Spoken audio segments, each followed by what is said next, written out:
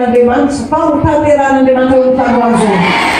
Amena, hiditra ao anatin'ny fisivaratro petrany zany sika amin'izao fotoana izao.